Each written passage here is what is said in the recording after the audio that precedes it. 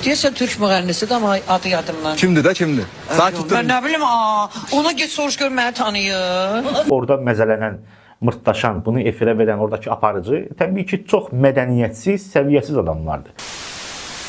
Salam əziz dostlar, xoş gördük. Əziz dostlar, videonu həmişə axıra qədər izləyin, sonra fikirlərinizi yazın zəhmət olmasa. Əziz dostlar, tikinti və təmir, landşaft və layihələndirmə, interyer, eksteryer dizayn işlərini Cavadlı Construction şirkətinə etibar edə bilərsiniz. Şəxsən mənim adımdan zəng vuranlara xüsusi endirimlər olacaq. Əlaqə 050 321 88 69.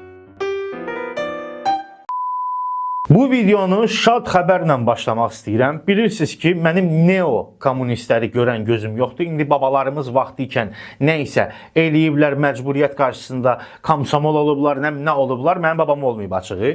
Mənim babam Sovet vaxtı evi üç rəngli bayraq formasında rəngləyən adamdır. Köhnə təmirlər vardı. Yaşıl, qırmızı, mavi. Tavandan söhbət gedir. Tavan mavi idi. Yəni, əziz dostlar, İndi məcburiyyət qarşısında olan, Sovet ordusunda xidmət edən babalarımızı, atalarımızı nəzərdə tutmuram. Mən neo-kommunistlər, yəni baxın dostlar, bu şərəfsizləri mən nəzərdə tuturam.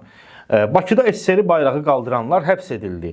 Yəni bunlardan vətənə nə xeyir gələ bilər? Bunlar güya işçinin, bunlar güya kəndlinin zadını, şeyini düşünürlər. Amma bunlar açıq-aşkar xaindirlər. Bunlar şərəfsizdirlər. Yəni bax, üç rəngli bayrağın ola-ola. Ay şərəfsiz, bu nədir sən qaldırırsan?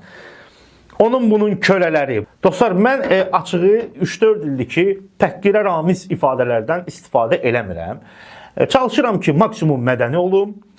Amma şərhlərə cavabdeh deyiləm. Yəni şərhlərdə siz öz fikirlərinizi açıq şəkildə, amma söyüşlərin yerinə nöqtə-nöqtə qoyaraq senzuralı olsun. Çünki spama düşə bilər şərhiniz. Ona görə deyirəm, yəni şərhiniz videonun altında çıxsın deyə açıq şəkildə yox, normal şəkildə təhqirə ramiz ifadələrdən istifadə edə bilərsiniz. Yəni mən izləyicilərin şərhlərinə cavabdeh deyirəm. Bunlar açıq-aşkar vətən xainidirlər. Bunlar istəyir ki, Azərbaycan onun bunun köləsi olsun. Məsələn, Rusiyanın köləsi olsun. Deyilənə görə hətta bunlar da Rusiyanın maliyyəsi ilə maliyyələşən şərəfsizlərdir. İnsan nə qədər hayasız ola ki, bax, tutaq ki, Sovet bayrağı qaldırırsan da, yaxşı. Okey, mən razı, qaldırdın, ideologiyan budur. Üç rəngli bayrağı niyə qaldırmırsan? Deməli, sən Azərbaycanın düşmənisən. Deməli, sən şərəfsizsən. Neysə də dostlar, mən öz fikrimi dedim, şərhlərdə siz güppuldanın geçsin. Həbs olunublar. Yaxşı ki də həbs olunublar. Bu kimi adamları mən başqa cür cəzalandırardım. Çox təəssüf ki, elə bir səlahiyyətim yoxdur. Türkiyədə etiraz aksiyalarında iştirakına görə terrorçuluqda ittiham olunaraq Azərbaycana deport edilən xanım Babazadə Miqrasiya İdarəsinin təcridxanasında qaldığı 54 gün ərzində yaşadıqlarını Meydan TV-yə danışır. Məlum məsələ, Meydan TV, Şeytan TV, bunlar heç vaxt xalqın, millətin mənafeyində deyirlər.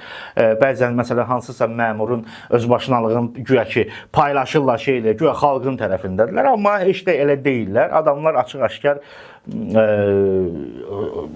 Azərbaycan hökumətini qoyduq bir kənara. Azərbaycan dövlətinin düşmənidirlər. Dövlət bilirsiniz nə deməkdir? Dövlət yerində qalır.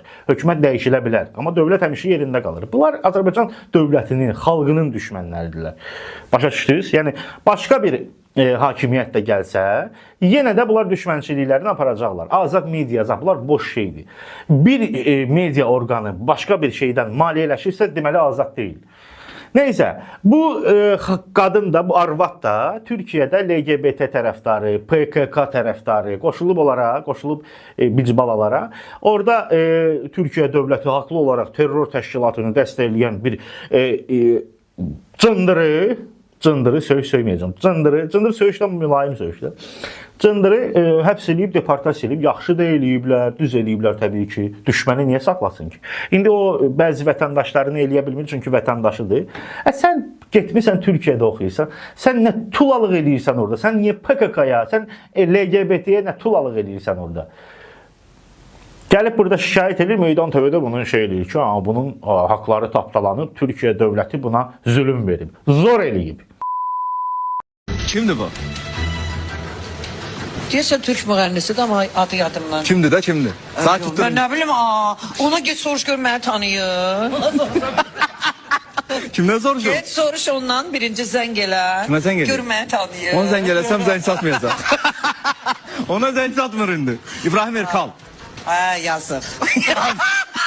Gör nə qədər bunlar mədəniyyətsiz. Adam ölüb, dünyasını dəyişib, onun şeyi ilə, şəkli ilə deyib gülüb məzələnirlər.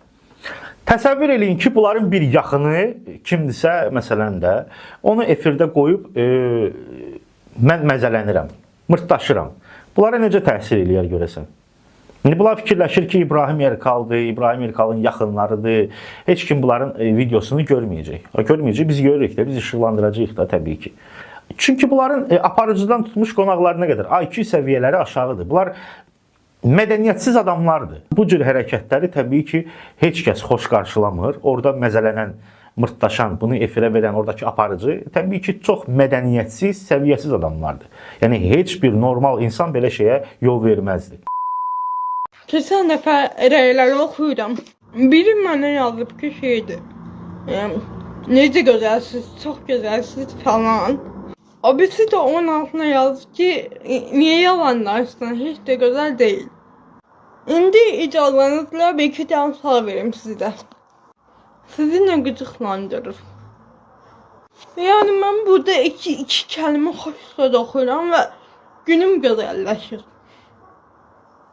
Sizi nə qıcıqlandırır həqiqətən? Mən bunu anlamıram. Hə, mən başa düşürəm. Bəzən insanlar xəstəliyimə görə mənlə ekstra nəzakətli və səmimiyyətsiz davranırlar. Ki, mən sırf buna görə, yəni insanların mənlə səmimiyyətsiz davrandıqlarını düşündüyümə görə 8-ci sinifdə məktəbə getməmiş və 9-cu sinifdə də evdə təhsillə davam eləmiş bir adamım. Yəni, siz kimə nə anladınız, fərqindəsiniz bunun. Yəni, səmimiyyətsiz. Deməli, bu xanımın videosunu gördüm. Dedim, bunu işıqlandırım. Xanım şikayət edir ki, bəs mən kimsə şəhərlərdə, bizdə bilirsiniz də, debil mal kütlə var. Girib mədəniyyətsiz eşşək kütlə var. Girirlər, xanım üçün nəsə artıq əski şərh yazıblar. Biri deyir gözəlsən, biri deyir gözəl deyil, nə bilim nə. Öz aləmlərinə göyə lağlağı salırlar bunlar. Təbii ki, xanıma demək istəyirəm ki, xanım, elə siz çox gözəlsiniz, qəlbiniz təmizdir, qəlbiniz gözəldir, o insanlar çirkindir, eşşəkdir, murdardırlar. Pis təsir elədi mənə. Mən bunu səmimi qəlbdən deyirəm, xanım, siz həqiqətən gözəlsiniz. Yəni, bunu səmimi qəlbdən deyirəm, ha. Yəni, söhbət təkcə görüntüdən filan getmir. Ümumiyyətlə, qəlbin təmiz olmasından getir. Var belə insanlar, sosial şəbəkələrdə, məsələn, tutaq ki də, belə deyək də, mənim qulaqlarım əyridir. Mənə söz çatdıra bilmir. Ötək qulaqlarımı düzəltdir. Bu insanlar debil, aciz, özünü təsdiq eləyə bilməyən, həyatda heç bir şeyə nail ola bilməyən insanlardır. Söz tapa bilmirlər, keçirlər insanların, məsələn, hansısa bir, tutaq ki, eybini dilə gətirirlər ki, onu incitsinlər də, öz aləmlərində. Amma halbuki işləri xəstədir, qüsurludular, çox belə deyək də, yaraşıqlı, çox gözəl bir insan ola bilərlər. Amma içi xəstə, qurtlu, çürüydüsə, o insan artıq çox böyük bir qüsurludur və başqa insanlara öz aləmlərində lağ eləyib məzələnirlər. Öz aləmlərində, ya təbii ki, biz ona elə qəbul eləmirik. Bu xanım üçün də şərh yazanlar, yəni artıq əski şərh yazanlara demək istəyirəm ki, siz çürük, axmaq, debil, şərəfsiz, söyməyəcəm, oğrac, murdar insanlarsınız. Sizin qəlbiniz çürükdür, siz heç vaxt adam olmayacaqsınız. Yəni, bir insanın qulağı, gözü, nə bilim, qolu, əyri ola bilər, insanlıq halıdır, bu onun günahı deyil. Amma sizin qəlbinizin murdar olması artıq sizin günahınızdır. Dostlar, bugünlük bu qədər. Özünüzə yaxşı baxın, görüşərik, hələlik.